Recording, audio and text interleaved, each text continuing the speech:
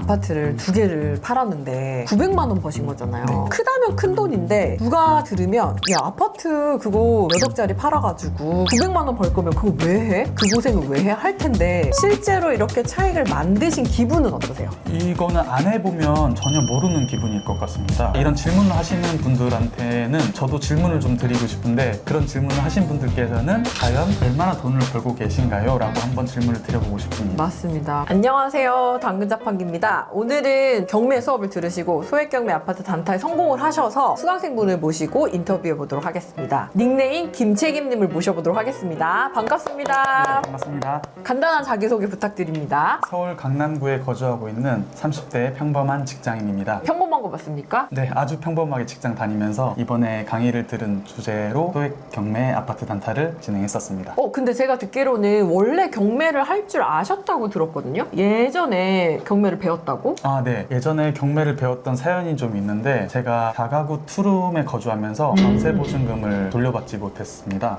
전세 사기 이런 건가요? 네, 그렇습니다. 결국에는 돌려받긴 했지만 그 뒤로 경매를 제가 신청을 했었고, 경매를 신청하셨어요? 네, 그러면서 경매에 관심을 가지게 되었습니다. 그러면은 경매를 신청도 해보고 점유를 하고 있기 때문에 낙찰이 되면은 명도도 당했었겠네요? 아, 그런데 경매 신청까지 했었고, 경매 네. 신청함과 동시에 집주인께서 다른 대부업자를 데리고 와서 제 보증금을 물어주어가지고 경매는 취하하게 되었습니다. 아, 다행히도 돈을 받으셨군요. 그런 기회로 경매를 좀 배우게 되셨고, 근데 경매를 이미 하실 줄 아는데 제 수업은 왜 또 들으신 거예요? 경매를 잘 배우기만 했고 결국엔 돈을 버는 방법은 알지 못했습니다. 경매를 배워서 경매가 뭔지는 알았지만 실제로 얘를 사용해서 어떻게 돈을 버는지에 대한 건 안 알려주셨군요. 네, 아무도 알려주지 않았습니다. 그러면 처음에 제가 이렇게 돈을 벌 수 있다는 거를 영상이나 블로그 이런 데다 썼을 때 어떤 기분이 들었어요? 저도 이제 경매를 배웠기 때문에 이제 어느 정도 무기는 장착은 했는데 수익하는 방법만 누군가 알려줬으면 좋겠다라고 하는 찰나에 장자님의 유튜브나 블로그를 많이 보고 저 정도 노력이면 충분히 할 수 있겠다라는 확신이 들었습니다. 오, 정말 대단하시네요. 근데 궁금한 게 전세 사기를 당했고 보통 그렇다고 하더라도 아유 운이 나빴네 하고 말았을 텐데 그게 기회가 돼서 공부까지 하시는 분은 제가 많이 못 봤거든요. 혹시 내가 경매를 꼭 배워야겠다라고 생각하게 된 계기나 이런 게 있나요? 네, 있었습니다. 어느 날 이제 노후가 준비되지 않았던 부모님께서 건강상에 큰 문제가 생기면서 제가 병원비를 보태드리게 됐고, 그러면서 앞으로 계속 어떤 경제적 지원이 더 있을 것 같았는데 현재 제가 다니고 있는 직장에서 평생 살기에는 미래가 너무 어두웠습니다. 그러면서 제 아내한테도 너무 미안했었고 저희의 노후 준비가 걱정이 많이 됐었습니다. 그러면서 경제적 여유를 좀 찾고자 경매를 좀 제대로 시작하게 되었습니다. 근데 우리가 사실 말씀하셨던 것처럼 사실 이제 30대 40대가 되면 우리가 뭔가 선택해서 생긴 문제 외에 뭐 가족이나 그리고 뭐 어떤 뭐 전세 사기나 이런 이슈 때문에 금전적인 문제가 생길 수가 있거든요. 그때 사실 되게 많이 직장인으로서 답답하고 한계를 느낄 때가 있었던 것 같아요. 저도. 그래서 아마 우리 김책임님도 뭔가 가족이 아프고 뭐 직장인으로서는 약간 이걸 다 커버하기 어려워지니까 경매를 통해서 좀 자유까지는 아니지만 그래도 여유로운 생활을 한번 만들어보고 싶다 이런 생각을 하신 거군요. 네, 맞습니다. 그러면 경매하시기 전에 특별히 다른 부업이나 이런 건 해보신 적이 없으신가요? 부업 했었습니다. 역시 무슨 부업을 하셨습니까? 제일 대표적으로 해외 구매 대행업하고 쿠팡 로켓 그로스를 했었습니다. 근데 그거는 재밌지가 않았나 봐요? 네, 고생만 하고 재미는 거의 못 봤습니다. 왜냐하면 처음에 노트북 하나만 있으면 언제 어디서든 돈을 네. 벌 수 있다라는 그런 경제적 자유를 꿈꾸며 시작을 했는데, 디지털 노마드 막 이러잖아요. 네, 맞습니다. 네. 근데 이제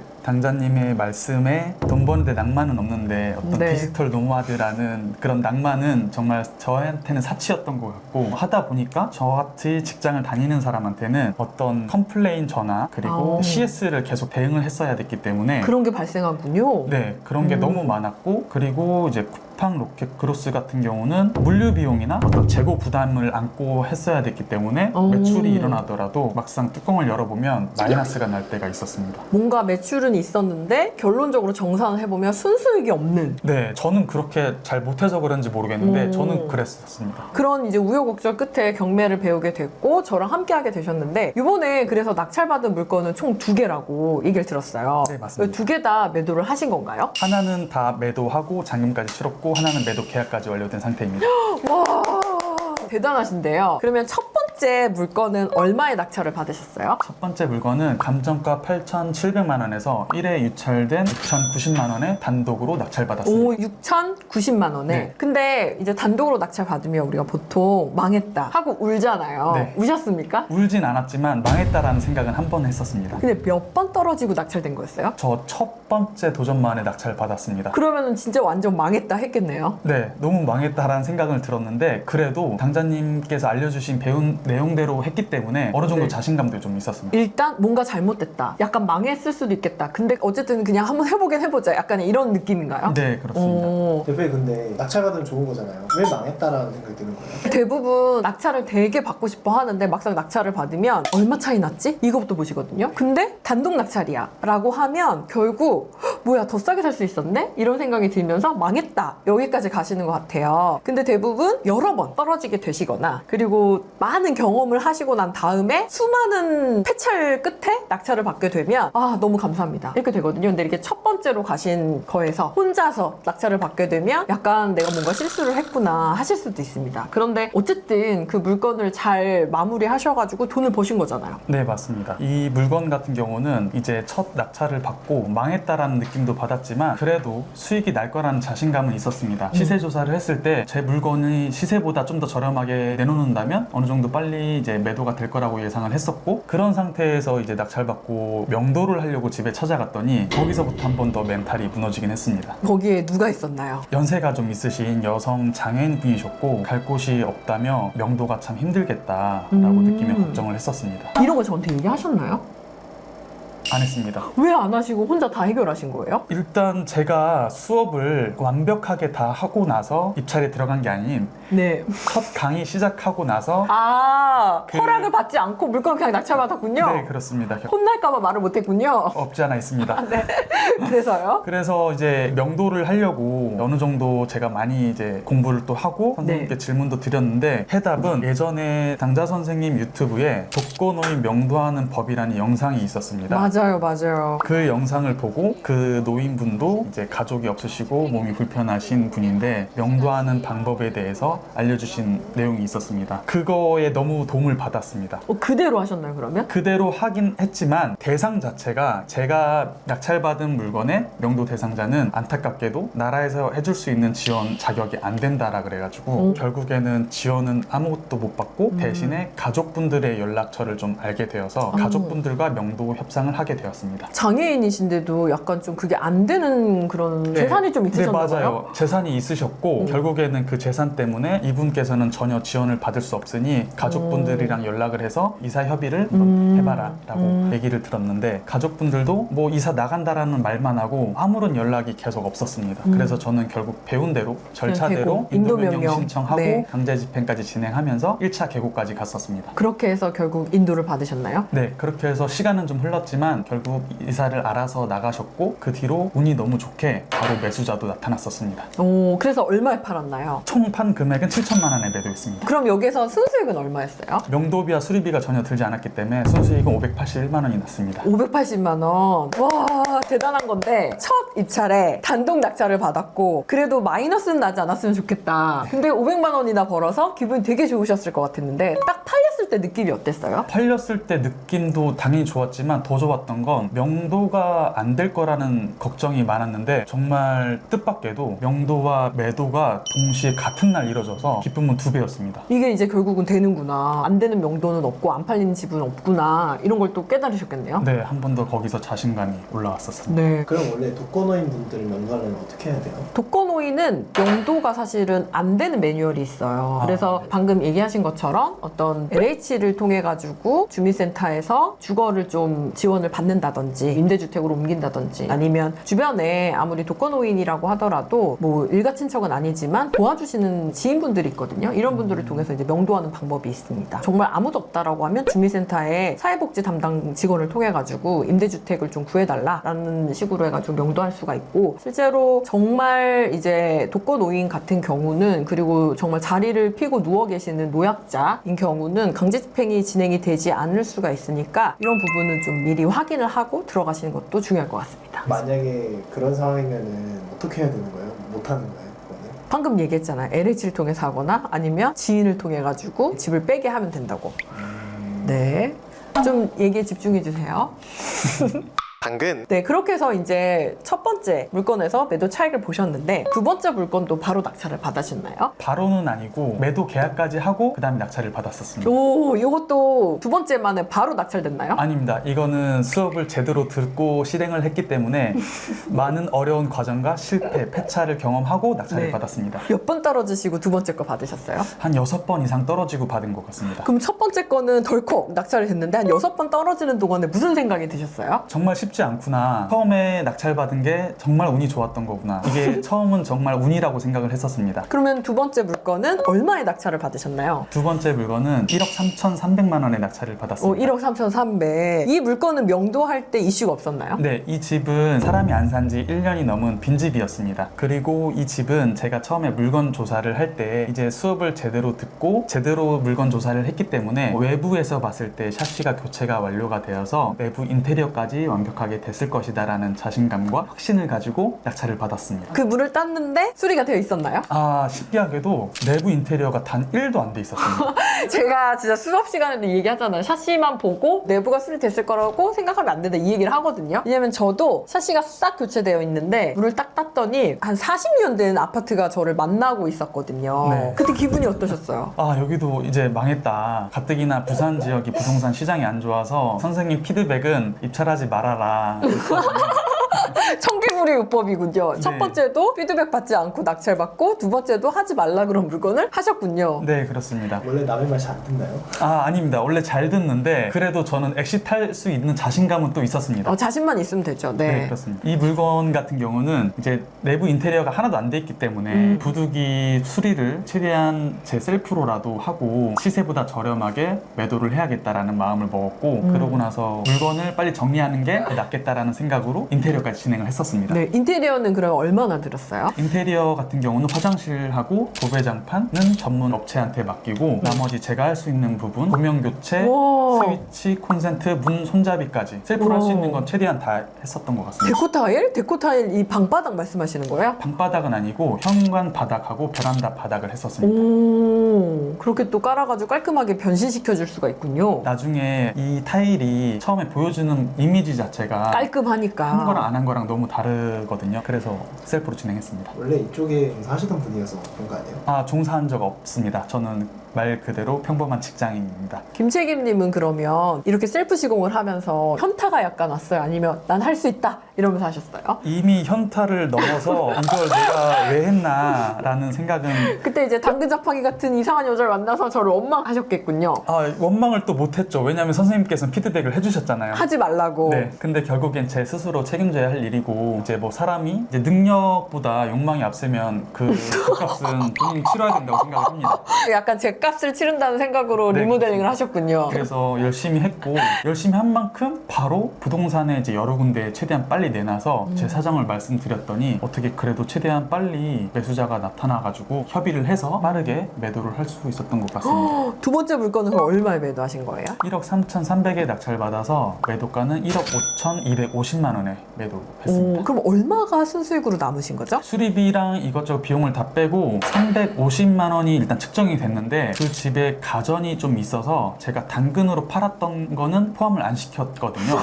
깨알같이 또 그 가전을 당근으로 팔아서 수익하셨군요. 선생님께서 알려주신 노하우이기 때문에 그대로 다 실행을 했었고 그 수익까지 하면 아마 400이 좀 넘을 것 같습니다. 와, 그러면 하지 말라고 했던 물건을 들어가서 마이너스가 날 줄 알았는데 결국은 400을 또 버셨군요. 네, 맞습니다. 앞에 물건도 그렇고 두 번째 물건도 그렇고 어떻게 보면 우여곡절 끝에 매도까지 잘 하셨는데 잘 정리를 하고 난 지금의 소감은 어떠세요? 지나서 느낀 거긴 하지만 아무리 제가 시장이 안 좋은 지역에 낙찰받고 매수를 했다 하더라도 그리고 내부 인테리어 또한 내 예상과 많이 빗나갔더라도 이제 당자 선생님께 배운 어떤 강의 내용대로만 진행을 한다면 손해는 보지 않는구나, 어쨌든 수익은 나는구나 라는 걸 느꼈습니다. 근데 사실 손해를 본다고 하더라도 진짜 많이 배웠을 것 같아요. 네, 정말 단기간에 많은 걸 배운 것 같습니다. 근데 한편으로는 아파트를 두 개를 팔았는데 900만 원 버신 거잖아요. 네. 크다면 큰 돈인데 누가 들으면 야 아파트 그거 몇 억짜리 팔아가지고 가지고 900만 원 벌 거면 그거 왜 해? 그 고생을 왜 해? 할 텐데 실제로 이렇게 차익을 만드신 기분은 어떠세요? 이거는 안 해보면 전혀 모르는 기분일 것 같습니다. 네. 특히나 그냥 집에서 노는 사람이 아니고 직장을 다니면서도 어쨌든 돈을 벌고 있는데 그 이외의 수익을 만들어낸다라는 건 위대한 거죠. 네, 너무 제 스스로가 뭐 대견스럽기도 하지만 그만큼 제 노력도 있었던 것도 맞고, 그리고 이런 말씀을 하시거나 이런 질문을 하시는 분들한테는 저도 질문을 좀 드리고 싶은데, 그런 질문을 하신 분들께서는 과연 얼마나 돈을 벌고 계신가요? 라고 한번 질문을 드려보고 싶습니다. 맞습니다. 그래서 제 댓글에다가 아니 300 벌 걸 뭘 그 짓을 하고 있냐 하시거든요. 근데 실제로 300만 원 누군가에게 한 달 월급이거든요. 아침 9시부터 저녁 6시까지 꼬박 한 달을 일해야지 벌 수 있는 돈이에요. 절대 이게 작은 돈이 아니거든요. 그래서 요즘은 너무 월천 하니까 몇백만 원이 너무 작게만 얘기하시는 것 같아서 네, 좀 안타깝기도 하고, 그리고 아까 전에 얘기하신 것처럼 디지털 노마드, 나는 여유롭고 자유롭게 일을 하면서 돈을 많이 번다. 이게 다른 사람들은 노력하지 않고 돈을 벌고 있는데 괜히 나 혼자만 삽질하면서 힘들게 가고 있는 거 아니야? 라고 생각하게 만드는데, 세상에 공짜가 없고 진짜 돈 버는데 낭만 없거든요. 뭔가 쉽게 벌면 쉽게 잃게 되고, 어렵게 벌고 돈에 무게가 있게 돈을 갖게 되면 그만큼 또 가치 있게 쓰는 것 같아서 저는 너무 또 이런 디지털 노마드나 이런 거에 너무 현혹되지 않으셨으면 좋겠습니다. 그래서 저도 이런 수익을 내기 전에 그 누구한테도 알리지 않고 오로지 혼자서 외롭지만 꿋꿋하게 진행을 했었습니다. 오, 네, 훌륭하세요.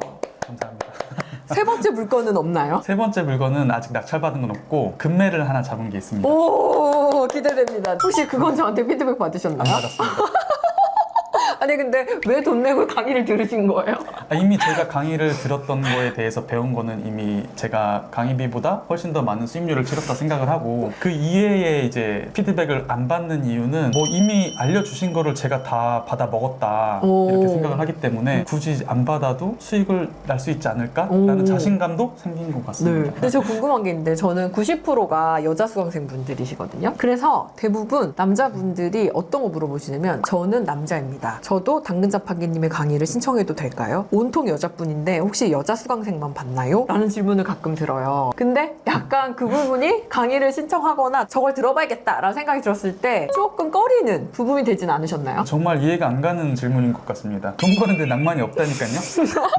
아니 그게 뭐가 중요합니까? 어쨌든 이런 돈 버는 방법과 이런 경매라는 어떤 기술을 활용을 해서 이런 자본주의 시장에서 살아남는 방법들을 알려주시는데 성별이 어디 있습니까? 근데 신기하게도 여성 수강생분들이 많은 건 좀 의아스럽긴 합니다. 저도 모르겠어요. 그래서 다 여자분이고 남자분들이 이렇게 끝에 여기 어딘가 앉아 계셨죠? 네 맞습니다. 정확히 맞아요. 여기쯤에 이렇게 계시더라고요. 제가 아무래도 여자다 보니까 30대, 40대, 50대 초반의 여자분들이 많으신 것 같긴 해요. 이제 선생님 같이 워킹맘에서 이렇게 성공하신 분은 솔직히 많이 없다고 보거든요. 그러면서 여성분들의 우상이지 않으실까. 그러니까 자기가 못하는 걸 제가 하고 있기 때문에 그런 네. 걸 수도 있고, 약간 하면서 아 나도 따라야겠다 약간 이런 것도 있으신 것 같아요. 그런 것 같습니다. 네. 그러면 경매를 하시고 나니까 약간 좀 그 전후랑 달라진 게 있으신가요? 달라진 점은 우선은 경제적인 어떤 하나의 돈 버는 방법에 대해서 좀 경험을 해봤기 때문에 이 다음에 도전해야 될 것이 뭔지 다시 한번 생각을 하게 되고, 이 다음 버전은 이미 또 선생님께서 하고 계신 건물주까지 되는 게 목표로 바뀌었습니다. 오, 원래 거기까지 목표는 아니었나요? 제 목표는 처음에 말씀드렸듯이 경제적인 여유만 찾으면 됐거든요. 그러다 보니까 월급 이외의 수입만 만들자라는 게 목표였었습니다. 처음에는. 그런데 이런 경험을 해보니 선생님처럼 되는 게 목표고, 그 목표는 건물주고 숙박업을 하는 게 목표입니다. 하실 수 있겠어요? 네, 할 수 있을 것 같습니다. 오, 언제 될 거예요? 빠르면 내년? 26년 네. 몇 월인가요? 정확히 1년 뒤로 하겠습니다. 지금이 9월이니까 26년 9월. 9월까지 어쨌든 건물주가 돼보겠다. 됐다로 하겠습니다. 와, 멋있습니다. 그러면 우리 김치김님께서 여전히 고민만 하시고 걱정만 하시고 아 나도 저게 될까? 두려움만 하시는 분들한테 한 말씀 해주실 게 있나요? 네, 있습니다. 조금만 노력하면 경매로 돈을 벌 수 있는 게 사실인 것 같습니다. 그런데 쉽지만은 않은 것도 사실입니다. 저와 같이 공부했던 또 수강생분들이 낙찰받기가 어렵다고 힘들어 하십니다. 그래서 저는 포기하지 말고 물건 검색을 계속해서 해보시고 최대한 많이 시세조사 해보라고 말씀드립니다. 제가 2건 낙찰받 받고 외도했다고 떠드는 게 아니라 저도 정말 힘들다 그리고 쉽지 않다라는 것을 느꼈고 절대 포기하지 않고 뒤처지지 않았기 때문에 그나마 두 건을 성공했다고 말씀드리고 싶습니다. 그래서 저는 약속하겠습니다. 네, 뭘요? 1년 뒤에 다시 이 자리에 나와서 강자 선생님께 배운 노하우를 바탕으로 더 성장한 모습을 오. 여러분 앞에 보여드리겠습니다. 네, 와. 오늘은 경매 단타를 통해서 2건 매도까지 완료하시고 최근에 금매까지 매수를 하신 김채김님을 만나서 인터뷰를 해봤습니다. 어떠세요? 정말 선생님 너무 뵙고 싶었는데 인터뷰 할 수 있는 자리를 마련해 주셔서 이 자리를 빌어 감사 인사를 드리겠습니다. 아니에요. 제가 너무 감사하죠. 그래도 이렇게 나오셔가지고 많은 분들한테 얘기해 주시는 게 쉽지 않은데 결정해 주셨고 또 이 영상을 보시는 많은 분들이 동기부여를 또 받으실 수 있으시니까 도움이 되실 거라고 저는 생각을 해요. 그래서 또 이렇게 영향력을 끼친 사람이 되면 반드시 우리가 또 받거든요. 그래서 저는 이런 것들을 약간 좀 선순환? 선한 영향력이라고 생각을 합니다. 그래서 앞으로 많은 경험이 쌓이면 이거 나만 알고 있어야지 내 걸로만 해야지 하지 마시고 글도 쓰시고 저처럼 강의도 하시고 하는 방식을 통해 가지고 많은 사람들한테 전달하는 것도 방법일 것 같아요. 네, 맞습니다. 하나의 목표가 될 것 같습니다. 그것도. 그래서 오늘 이렇게 같이 해주셔서 너무 감사하고요. 여러분들도 꼭 도전하셔가지고 재밌게 한번 경매해보셨으면 좋겠고 그리고 사실 제가 피드백을 드리거든요. 제가 피드백을 하면 조금 더 수월하긴 해요. 그래서 하지 마세요 하면은 좀 덜 고생하긴 하거든요. 그래서 그런 부분도 꼭 참고하셔가지고 진행하셨으면 좋겠습니다. 감사합니다. 감사합니다.